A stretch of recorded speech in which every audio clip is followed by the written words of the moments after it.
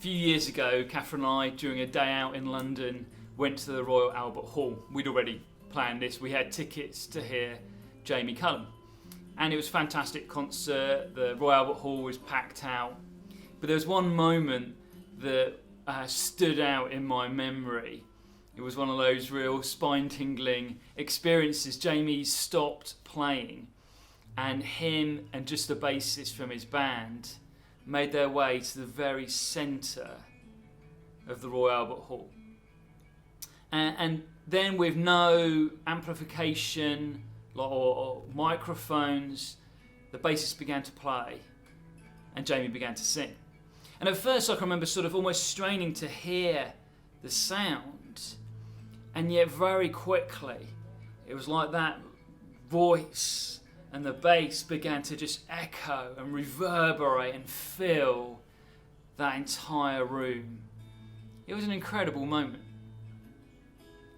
Jesus in John 10:27 said, "My sheep hear my voice." And he wasn't just merely talking about, hey, my sheep, get what I'm saying or listen to some words and can repeat it, but it was something deep. It was talking about, actually, my sheep hear me. And the context is about them following him, about knowing him, about eternal life. We get our word acoustics from the very same Greek word. That word for hearing.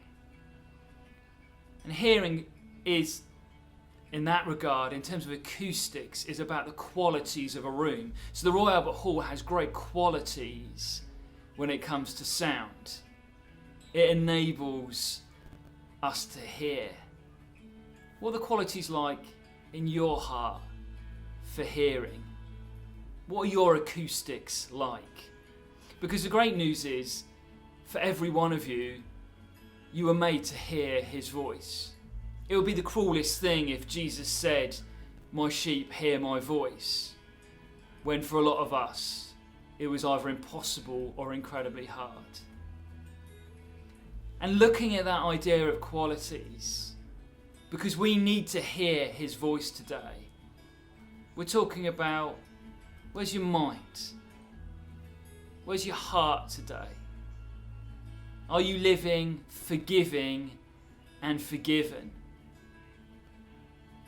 Are you raising your eyes to look at Christ, or are you looking at your problems and difficulties? Are you trusting in him or in your own strength, in your own finance, in your own ideas? Jesus wants you to hear. And at this time, more than probably any other time maybe in our lives, we need to be hearing God. We need to know what he is saying to us. What is he saying to you? And if you go, I don't know, or I'm not too sure, then don't freak out. Work on your own acoustics. Work on your heart and your mind. Grab a bit of time today. Lovely prayer, psalmist praise. Purify my heart. Wash me, Jesus.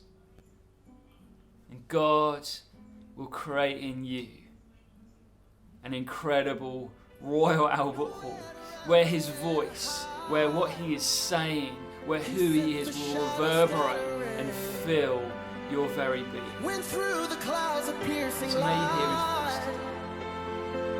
and then I saw